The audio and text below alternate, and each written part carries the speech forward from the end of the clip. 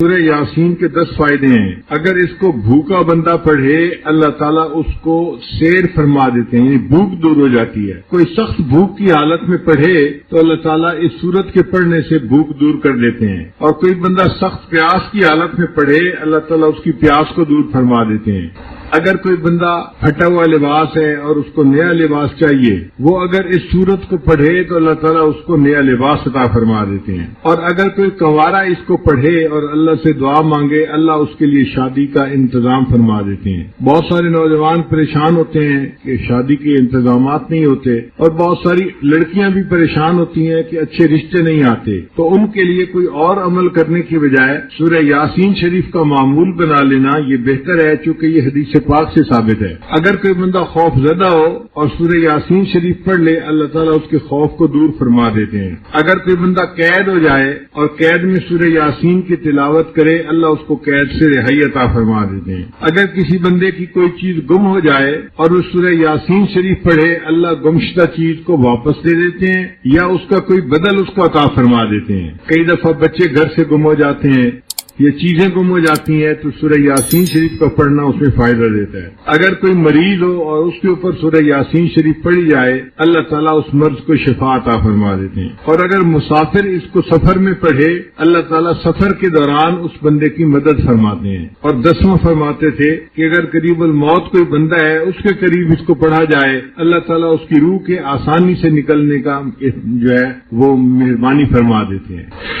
کتابوں میں یہ بھی لکھا ہے کہ اگر کوئی بندہ خواب دیکھے کہ میں سورہ یاسین شریف پڑھ رہا ہوں تو اس کی تعبیر کیا ہے، وہ فرماتے ہیں کہ اس کی 3 تعبیریں ہیں۔ پہلی تعبیر کہ دنیا میں اس کو ایسی نعمت ملے گی جو عزت والی ہوگی، یعنی انسانوں کے درمیان اس کو عزت ملے گی۔ اجر کریم کا لفظ ہے نا، تو کریم والا اجر، تو اس کی وجہ سے اللہ تعالیٰ اس کو دنیا میں عزتیں عطا فرمائیں گے۔ ایک تعبیر یہ ہے، اور دوسری تعبیر یہ ہے کہ قیامت کے دن اس کو نبی علیہ الصلوۃ والسلام کا ساتھ نصیب ہوگا، ان کے ہاتھوں اس کو حوض کوثر کا جام نصیب ہوگا۔ اور تیسری تعبیر یہ فرماتے ہیں کہ جو بندہ خواب میں سورہ یاسین شریف کی تلاوت کرے یہ اس بات کی دلیل ہے کہ یہ مخلص بندہ ہے، اللہ نے اس کو ریا سے محفوظ فرما لیا ہے۔ یہ وہ فضائل تھے جو ہمیں اور کئی ساری کتابوں میں سرچ کرنے کے بعد ملے، تو جی چاہا کہ ان فضائل کو آپ کے ساتھ شیئر کر لیا جائے۔ مبارکہ میں سورہ یاسین کے بہت فضائل وارد ہوئے ہیں، ان میں سے ایک فضیلت یہ ہے کہ اگر کوئی بندہ آخری لمحات میں ہو اور اس کے قریب سورہ یاسین شریف کو پڑھا جائے تو اللہ تعالیٰ اس بندے کے لیے روح نکلنے میں آسانی فرما دیتے ہیں۔ حدیث مبارکہ میں کوئی بندہ اگر رات کے وقت سورہ یاسین کو پڑھے گا اللہ تعالیٰ اس حال میں اٹھائیں گے کہ گناہوں سے اس کی مغفرت ہو چکی ہوگی، اور اگر کوئی بندہ دن میں سورہ یاسین کو شروع میں پڑھ لے گا اللہ تعالیٰ پورے دن کے کاموں میں اس بندے کی مدد فرمائیں گے، آسانی ہو جائے گی۔ نبی انسان نے فرمایا لکل شیء قلب وقلب القرآن یاسین، ہر چیز کا ایک دل ہوتا ہے اور قرآن مجید کا دل سورہ یاسین ہے۔ تو سورہ یاسین کی اہمیت کے لیے اتنا ہی ارشاد کافی ہے کہ یہ قرآن مجید کا دل ہے۔ ایک حدیث مبارکہ میں یہ بھی ہے کہ اللہ تعالیٰ جنت میں جنتیوں کے سامنے قرآن مجید کی تلاوت فرمائیں گے، تو مفسرین نے لکھا ہے کہ اللہ تعالیٰ سورہ یاسین کی تلاوت فرمائیں گے۔ اور ایک حدیث مبارکہ میں جنت میں جنتیوں سے قرآن اٹھا لیا جائے گا، وہ اگر پڑھنا چاہیں گے تو صرف سورہ یاسین اور سورہ طٰہٰ پڑھیں گے،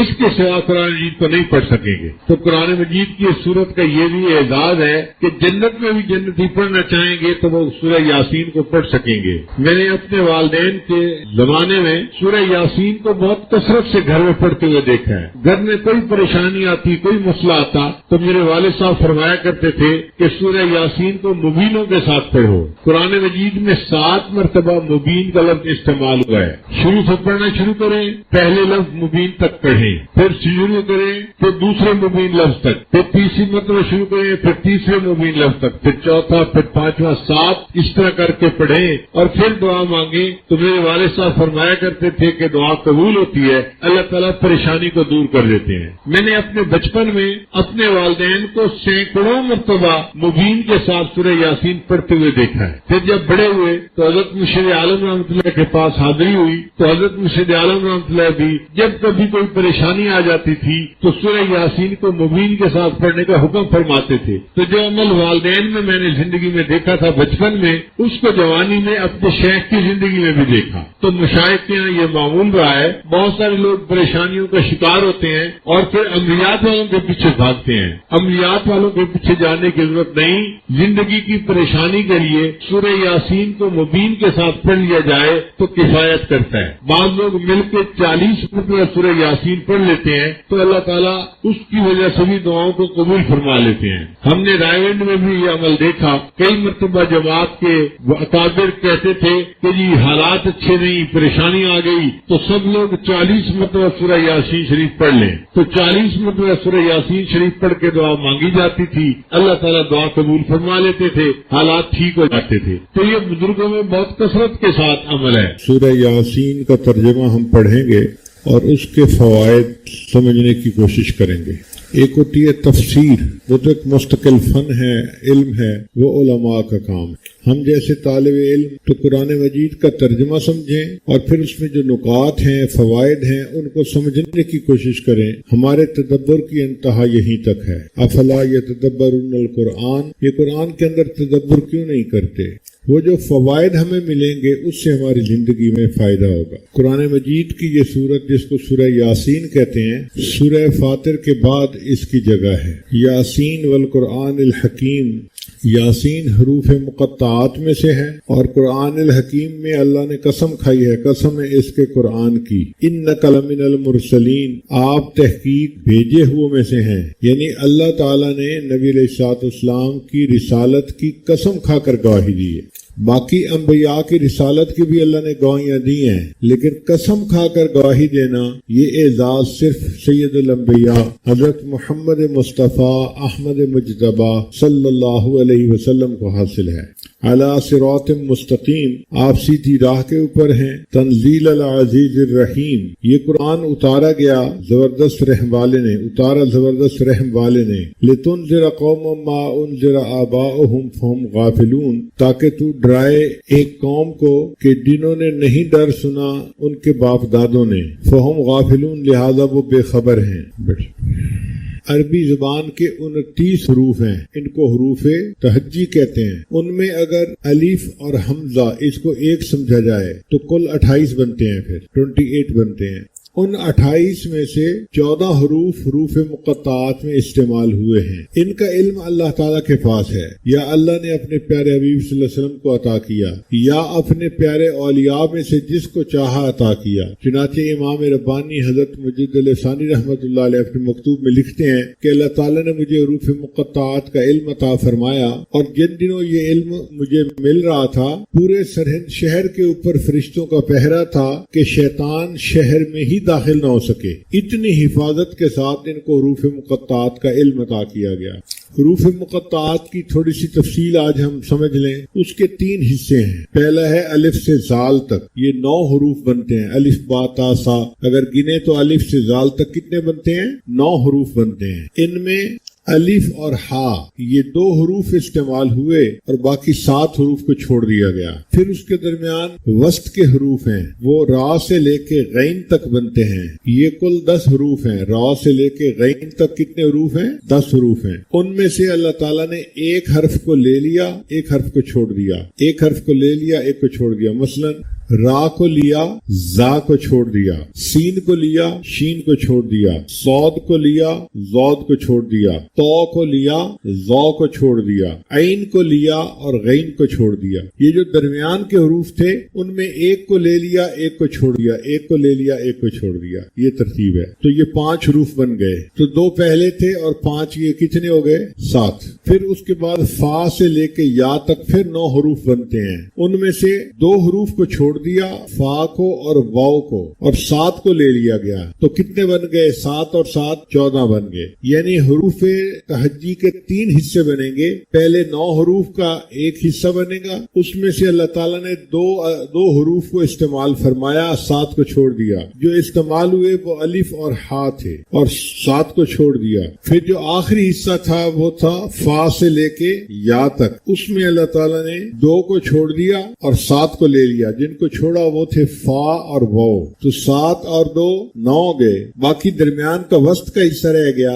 وسط کے حصے میں 10 حروف بنتے ہیں، را سے لے کے غین تک۔ اب 10 میں سے ایک لیں، ایک چھوڑیں تو کتنے بنتے ہیں؟ 5 بنتے ہیں، تو 9 اور 5 14، تو کل 14 حروف مقطعات میں استعمال ہوئے ہیں۔ اب اس میں بھی کوئی نقطہ ہے کہ 14 حروف کیوں استعمال ہوئے؟ وہ اس لیے کہ ان حروف مقطعات نے پوری انسانیت کو لاجواب کر دیا۔ اللہ تعالیٰ نے فرمایا کہ دیکھو جو زبان تم بولتے ہو انہی حروف سے بنی ہوئی زبان یہ قرآن میں نے اتارا ہے، تو آدھے حروف سے میں اپنے قرآن میں استعمال کر رہا ہوں اور باقی 14 حروف تمہارے لیے چھوڑ رہا ہوں، تم باقی 14 حروف سے اس کے مقابلے کی کوئی صورت بنا دو یا کوئی کلام بنا کر دکھا دو۔ تو حروف تہجی کتنے ہیں؟ 29 ہیں، لیکن ان میں الف اور حمزہ 1 ہیں، تو اس لحاظ سے کتنے ہو گئے؟ 28 ہو گئے۔ ان 28 میں سے کتنے حروف استعمال ہوئے ہیں حروف مقطعات میں؟ 14 حروف استعمال ہوئے۔ اس کی ترتیب کیا ہے؟ 3 حصے بنائے گئے۔ پہلا حصہ ہے الف سے لے کے زال تک، الف سے لے کے زال تک، ان میں سے 2 حروف استعمال ہوئے اور 7 کو چھوڑ دیا گیا۔ دوسرا حصہ ہے آخری فا سے لے کے یا تک، یہ بھی 9 حروف ہیں، ان میں سے 7 کو استعمال کیا اور 2 حروف کو چھوڑ دیا، تو 7 اور 2 9 ہو گئے۔ پھر وسط کا حصہ، درمیان کا حصہ رہ گیا، وہ 10 حروف بنتے ہیں۔ ان 10 حروف میں سے اللہ تعالیٰ نے ایک حرف کو لیا، ایک کو چھوڑا، ایک کو لیا، ایک کو چھوڑا۔ مثلا را کو لیا، زا کو چھوڑ دیا، سین کو لیا، شین کو چھوڑ دیا، صاد کو لیا، ضاد کو چھوڑ دیا، طا کو لیا، ظا کو چھوڑ دیا، عین کو لیا اور غین کو چھوڑ دیا، تو یہ 5 حروف ہو گئے۔ تو کل 14 حروف بنتے ہیں جو قرآن مجید میں استعمال ہوئے ہیں۔ یہیں تک ہمارے لیے فائدہ کافی ہے کہ ہمیں حروف مقطعات کے بارے میں ایک آئیڈیا ہو کہ اللہ تعالیٰ نے قرآن مجید میں کن حروف کو حروف مقطعات میں استعمال کیا ہے۔ لیکن عربی طلباء کے لیے ہمیں تھوڑا سا اور بھی آگے جانے کی ضرورت ہے۔ کلام عرب 3 طرح کا ہوتا ہے، حرف، فعل یا اسم۔ حرف، فعل یا اسم۔ اس میں جو حرف ہے نا، اس میں واو ہوتا ہے جس کو واو عاطفہ کہتے ہیں، عطف کے لیے، فا ہوتا ہے تعقیب کے لیے، حمزہ ہوتا ہے استفہام کے لیے، کاف ہوتا ہے تشبیہ کے لیے، اور با ہوتا ہے الصاق کے لیے۔ پھر کبھی کبھی یہ 2 حروف پر مشتمل ہوتا ہے، جیسے کمن تبعیض کے لیے، او تخییر کے لیے، للاستفہام استفہام کے لیے، اور انا شرط کے لیے۔ اور کبھی کبھی یہ 3 حروف ہوتے ہیں، الیہ اور علیہ۔ جو اسم اور فعل ہے وہ بھی 3 حروف پر ہوتے ہیں، جیسے فعل ہے الا یعلو اور علا یعلو۔ کبھی کبھی اسم اور فعل 4 پر بھی آتے ہیں اور کبھی کبھی 5 حروف پر بھی آتے ہیں، جیسے فجل، سجل اور جردہل، یہ 5 حروف پر مشتمل ہیں۔ اب ان میں قرآن مجید نے کن کن حروف کو کہاں کہاں استعمال کیا یہ ایک راز ہے، یہ کوئی نہیں جانتا کہ اللہ تعالیٰ نے کہیں پر ایک حرف استعمال کیا ہے جیسے قاف، نون، طا، اور کہیں کہیں پہ 2 حروف استعمال ہوئے ہیں جیسے حامیم، طاسین، طٰہٰ، یاسین، اور کہیں کہیں قرآن مجید میں 3 حروف استعمال ہوئے ہیں، الف لام میم، طاسین میم، الف لام را، اور کہیں 4 حروف استعمال ہوئے ہیں، الف لام میم را، الف لام میم صاد، اور کہیں پر 5 حروف استعمال ہوئے ہیں، ہا میم عین سین قاف اور کاف ہا یا عین صاد۔ اللہ تعالیٰ نے کس حکمت بھی بنا پر کہاں ایک حرف پسند فرمایا، کہاں 2، کہاں 3، کہاں 4، کہاں 5، اس کی حکمت کو کوئی نہیں جانتا۔ اس کے سامنے عرب لوگوں کی زبانیں گنگ ہو گئیں کہ واقعی یہ عام حروف سے بنا ہوا کلام ہے، لیکن اس کی حکمتوں کو ہم میں سے کوئی نہیں سمجھ سکتا۔ 1400 سال سے آج تک قرآن مجید کا یہ دعویٰ اپنی جگہ موجود ہے کہ اگر تم ایک صورت ایسی بنا کے دکھا سکتے ہو تو بنا کے دکھاؤ۔ آپ اندازہ لگائیے، وہ کفار جو مخالفت کرتے تھے، جو بڑے زبان کے ماہر تھے، جو اسلام کی مخالفت میں خود قتل ہو گئے، اپنی اولادوں کو قتل کروا دیا، اگر وہ اس چیلنج کو قبول کر سکتے ہوتے تو کیوں نہ قبول کر لیتے؟ وہ فوراً جواب دیتے جی ہم بنا کے دکھاتے ہیں۔ لیکن آج تک قرآن مجید کے اس کے دعوے کو کوئی قبول نہ کر سکا۔ اس کا مطلب یہ ہے کہ واقعی یہ قرآن مجید کا ایسا دعویٰ ہے کہ جس کا کوئی آج تک جواب نہیں دے سکا، نہ دے سکے گا۔ بعض مفسرین نے کچھ حروف کے معنی بیان کیے ہیں سمجھنے کی خاطر۔ مثال کے طور پر الف لام میم، یہ 3 حروف ہیں۔ وہ فرماتے ہیں الف سے مراد اللہ، اور میم سے مراد محمد صلی اللہ علیہ وسلم، اور لام سے مراد جبرائیل جو اللہ اور اس کے نبی کے درمیان واسطہ بنے، قرآن مجید کو اللہ سے لے کر نبی علیہ السلام تک لائے۔ تو انہوں نے اس طرح کچھ حروف کے معنی بھی بتائے ہیں۔ الف لام میم، الف سے مراد اللہ اللہ اور میم سے مراد محمد صلی اللہ علیہ وسلم اور لام سے مراد جبرائیل کہ وہ جبرائیل واسطہ بنے اور اللہ تعالیٰ کا کلام نبی علیہ السلام تک پہنچانے والے بنے۔ بعض حروف کو اگر جمع کیا جائے تو یہ نام بھی بن جاتا ہے، جیسے الف لام را، ایک جگہ پر یہ حروف مقطعات آئے ہیں، اور حامیم یہ بھی آئے ہیں، اور نون یہ حرف بھی آیا ہے۔ اگر ان تینوں کو ملائیں تو یہ الرحمن بنتا ہے۔ اب الرحمن کے اس لفظ کو اس طرح ڈیوائیڈ کر کے صورتوں کے آگے لانے میں کیا حکمت ہے، یہ اللہ تعالیٰ ہی بہتر جانتا۔ سچی بات تو یہ ہے کہ یہ حروف اللہ اور اس کے پیارے حبیب صلی اللہ علیہ وسلم کے درمیان اشارات ہیں، یہ راز ہیں۔ جہاں محبت کا تعلق ہوتا ہے نا، وہاں پہ پورا لفظ بولنے کی ضرورت نہیں ہوتی، ایک حرف ہی پیغام پہنچا دیتا ہے۔ ایک شاعر تھا، اپنے محبوب کے ساتھ جا رہا تھا تو محبوب کی سواری آگے نکل گئی تو اس نے اس پر شعر کہا، لا تحسبی ان نسین الایجاف، کہ تو یہ نہ سمجھ کہ ہم اونٹ کو دوڑانا بھول گئے ہیں۔ فقلت لہا کفی فقالت لی کاف، میں نے اسے پکارا کفی، کف کہتے ہیں رک جانے کو، اگر مرد ہو تو کف کہیں گے، اگر عورت ہو تو تسنیہ کا صیغہ کفی کہیں گے۔ تو میں نے کہا کہ رک جاؤ، تو اس نے مجھے کہا کہ تمہیں پورا لفظ بولنے کی کیا ضرورت ہے، اگر کفی کہو گے تو سب سمجھ جائیں گے کہ تم رکنے کا اشارہ کر رہے ہو، تم اگر صرف کاف ہی کہہ دیتے تو میں تمہارے پیغام کو سمجھ جاتی۔ تو پورا لفظ بولنے کی ضرورت نہیں، ایک حرف بولنا کافی ہے۔ اس سے پتہ چلتا ہے کہ جس طرح عاشق و معشوق ایک دوسرے کے ساتھ ایک حرف میں کوڈ میں بات کر جاتے ہیں، اللہ تعالیٰ نے بھی اپنے پیارے حبیب صلی اللہ علیہ وسلم کے ساتھ حروف مقطعات میں کوڈ کے ذریعے سے پیغام پہنچا دیا، ان کے ساتھ باتیں کر لی، اور ان باتوں کو مخلوق کو کچھ پتہ نہیں چلا۔ البتہ اتنی بات ہے کہ جتنی صورتوں کے سامنے جتنی صورتوں کے شروع میں الف کا حرف آیا ہے، اس صورت میں قرآن مجید کا تذکرہ ضرور ہوا ہے۔ جن صورتوں کے شروع میں تو کا حرف آیا ہے ان میں حضرت موسیٰ علیہ السلام کا تذکرہ بھی ہوا اور اژدہا کے واقعے کا تذکرہ بھی ہوا۔ اور اگر آپ غور کریں، اژدہا جب بیٹھا ہوتا ہے تو تا کے حرف سے مشابہ ہوتا ہے، اور جس صورت کے شروع میں نون آیا ہے اس کے بعد قلم کا تذکرہ آیا ہے۔ اگر آپ دیکھیں تو نون کا جو حرف ہے نا،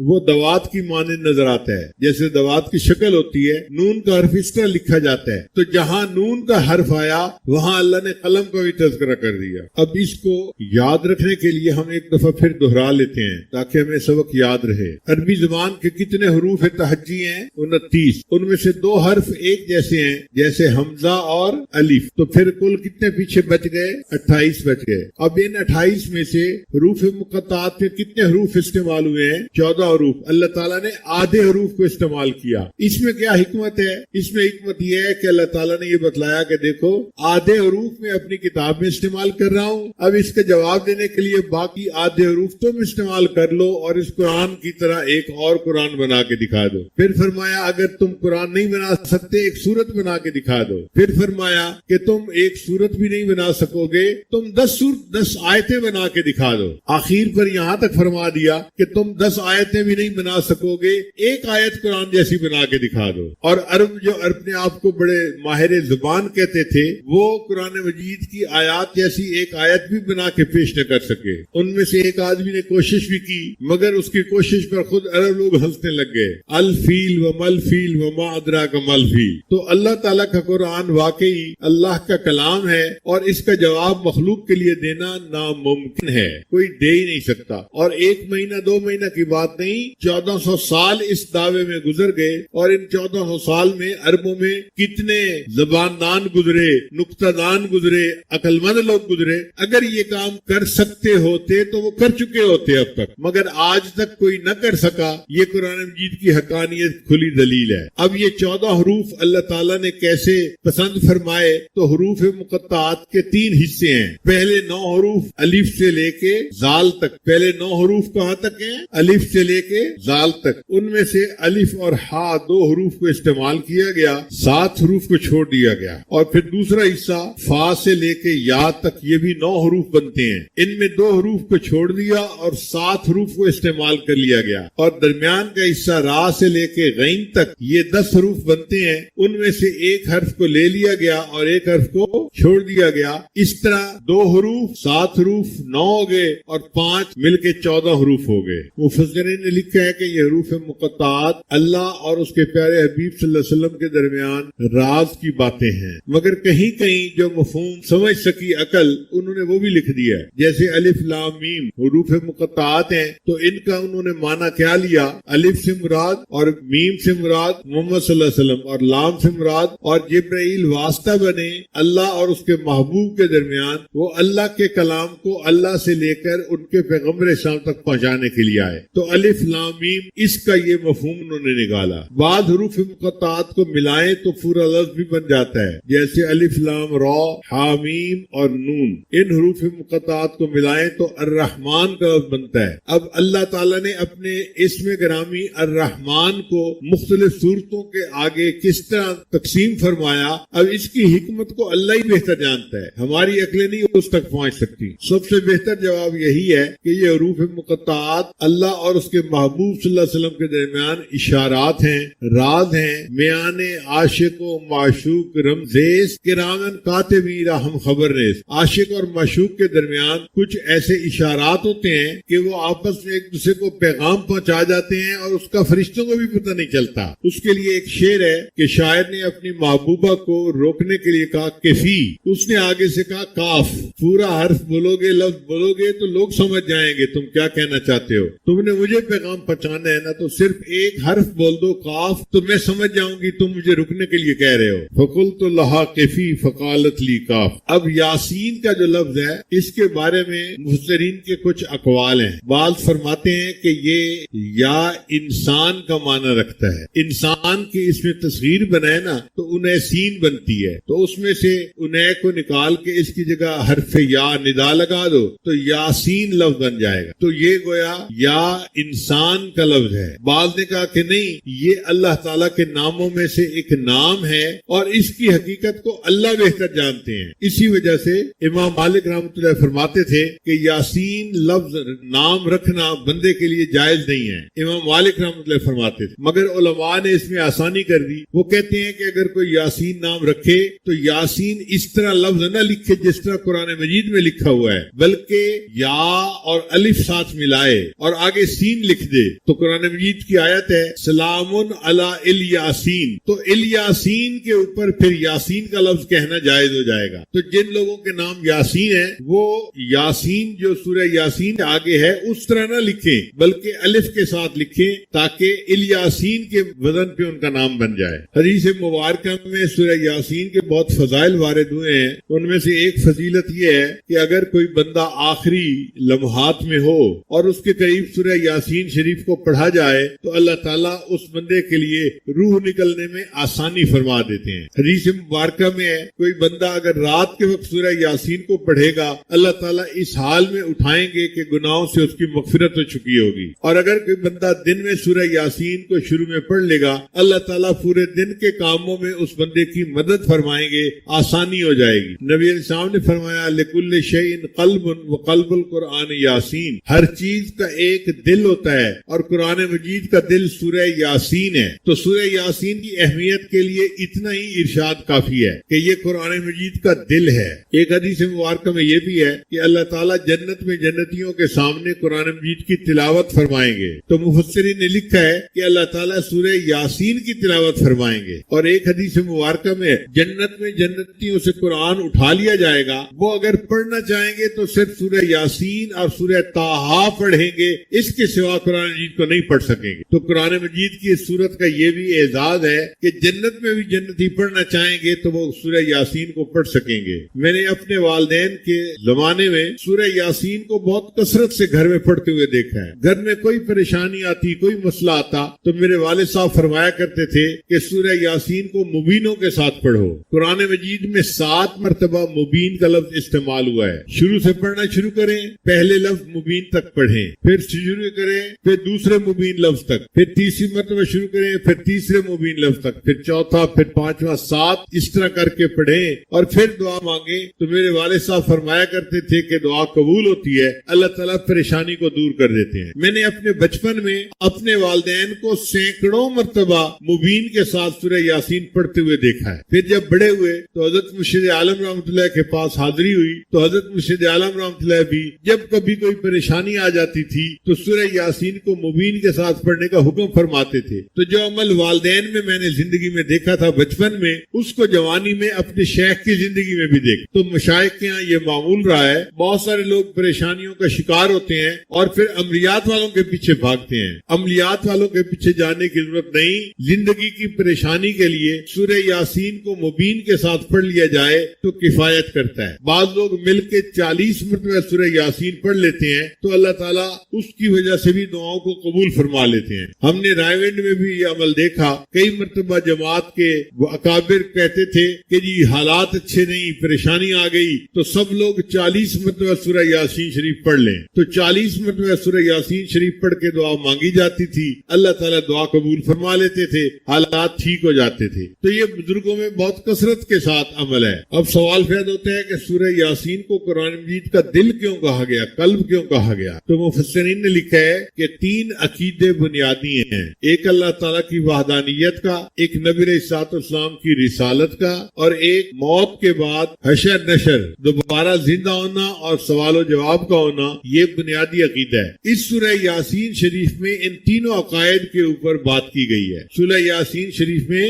3 بنیادی نکات کو کھولا گیا ہے. ایک وحدانیت کو, ایک نبی علیہ السلام کی رسالت کو, اور تیسرا بعثت کو, یعنی مرنے کے بعد جو اٹھنا ہے اور جواب دینا ہے, اس کو کھولا گیا ہے. کیونکہ تینوں بنیادی نکتے اس میں کھولے گئے, اس وجہ سے اللہ تعالیٰ کے محبوب صلی اللہ علیہ وسلم نے اس سورت کو پورے قرآن مجید کا دل کہا ہے. اور بعض مفسرین نے یہ بھی لکھا ہے کہ مختلف صورتوں میں مختلف مضامین ہوئے ہیں. یہ وہ صورت ہے جس میں اللہ تعالیٰ نے اپنے محبوب صلی اللہ علیہ وسلم کے رسالت کا قسم کھا کر اعلان کیا ہے. چونکہ محبوب کو تسلی دی گئی اور ان کو بتایا گیا کہ آپ سیدھے راستے پر ہیں, آپ پریشان نہ ہو ان کفار کے رد عمل کی وجہ سے, تو محبوب کے دل کو تسلی ہوئی, خوشی ہوئی, اسی لیے اس کو قرآن مجید کا قلب کہا گیا. یہ بھی نقطہ ذہن میں رکھیے کہ اللہ تعالیٰ نے قرآن مجید میں جہاں باقی انبیاء کو پکارنا تھا نام سے پکارا, یا آدم, یا نوح, یا ابراہیم, یا یحییٰ, یا موسیٰ, یا عیسیٰ, مختلف انبیاء کو پکارنا تھا تو ان کے نام لے کر پکارا گیا. لیکن جب اپنے محبوب صلی اللہ علیہ وسلم کی باری آئی تو اللہ تعالیٰ نے اپنے محبوب صلی اللہ علیہ وسلم کو نام لے کے کہیں نہیں پکارا. پورے قرآن مجید میں یا محمد کا لفظ کہیں نظر نہیں آئے گا. اللہ نے ان کو القاب سے پکارا, یا ایھا الرسول, یا ایھا النبی, یا ایھا المزمل, یا ایھا المدثر. اللہ نے القاب کے ساتھ اپنے محبوب کو خطاب فرمایا. تو یہ جو یاسین ہے یہ بھی گویا نبی علیہ السلام کا نام تھا, صفاتی نام تھا, اور اللہ تعالیٰ نے اپنے محبوب صلی اللہ علیہ وسلم کے نام سے ان کو اس طرح پکارا. بعض حدیث میں ہے کہ طٰہٰ بھی نبی علیہ السلام کا نام ہے, اس لیے ایک سورت کے سامنے طٰہٰ کے حروف بھی آئے ہیں. تو آج کا درس ہم اسی حد تک رکھیں گے. گویا ہم نے حروف مقطعات کے بارے میں کچھ پڑھا کہ یہ 28 ہیں اور ان میں سے 14 استعمال ہوئے ہیں اور باقی 14 کو اللہ نے چھوڑ دیا مخالفین کے لیے کہ تم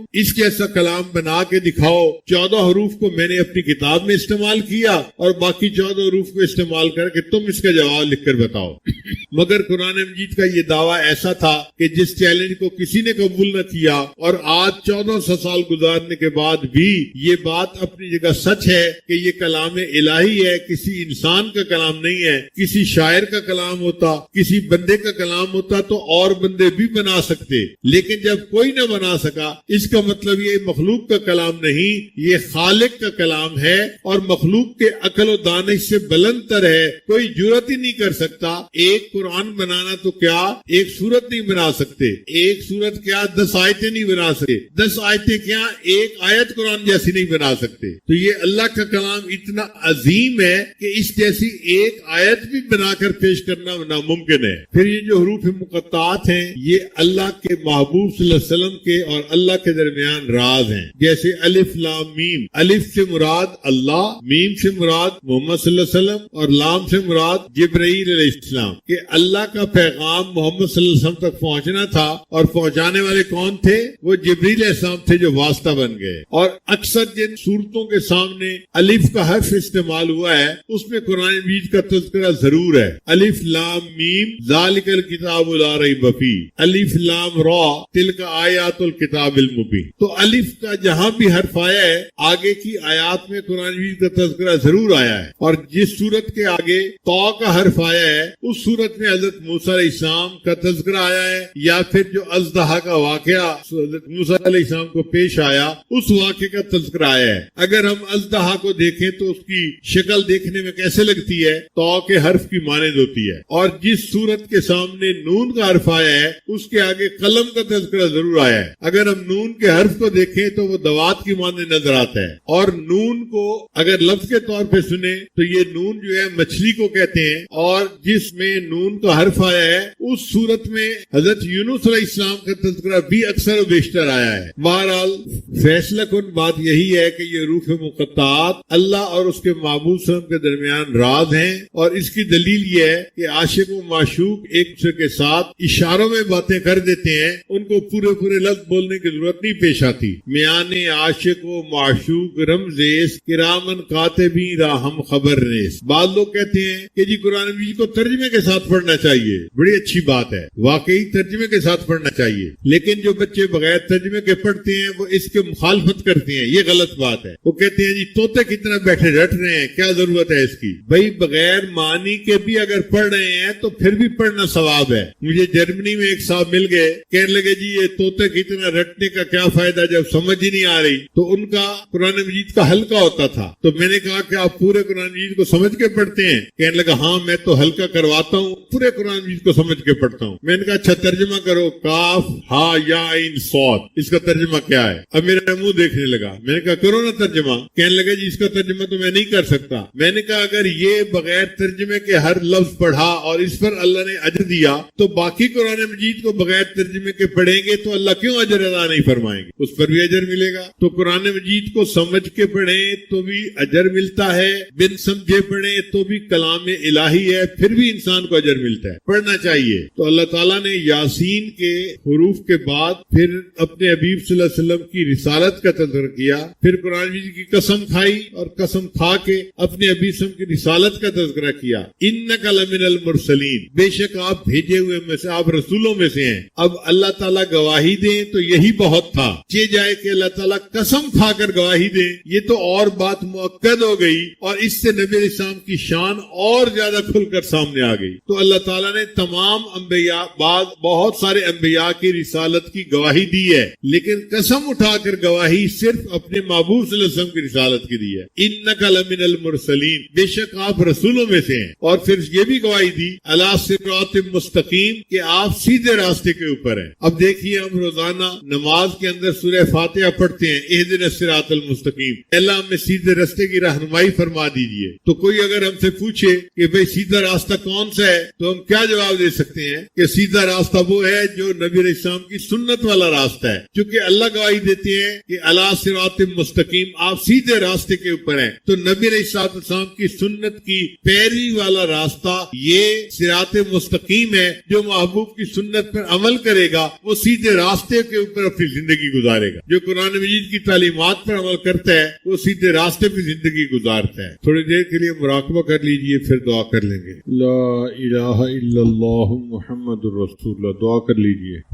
آمین۔ الحمدللہ رب العالمین والعاقبۃ للمتقین والصلاۃ والسلام علی رسول محمد وعلیہ واصحابہ اجمعین۔ اے کریم پروردگار، عاجز و مسکین بندے ہیں، ہمارے حال پہ رحم فرما، ہمارے گناہوں کو معاف فرما، ہماری خطاؤں کو معاف فرما۔ اللہ ہمیں گناہوں سے پاک صاف زندگی نصیب فرما، معصیت سے خالی زندگی نصیب فرما۔ اے کریم اللہ، ہمارے لیے گناہوں سے بچنا مشکل ہے، تیرے لیے تو بچانا آسان ہے، ہمیں گناہوں سے بچا لیجئے۔ اللہ گناہ کر کر کے ہم مزید تھک چکے ہیں، تنگ آ چکے ہیں، چھٹکارا چاہتے ہیں، گناہوں سے چھٹکارا نصیب فرما۔ اے کریم پروردگار، گناہوں طرف اٹھنے والی نگاہوں کو جھکا دیجئے، متحرک زبانوں کو ساکت کر دیجئے، بڑھنے والے قدموں کو روک لیجئے، بڑھنے والے ہاتھوں کو روک لیجئے۔ اے کریم پروردگار، ہمارے وہ اکابر جب وہ 20 سال اس حال میں گزارتے تھے، گناہ لکھنے والے فرشتے کو لکھنے کا موقع نہیں ملتا تھا،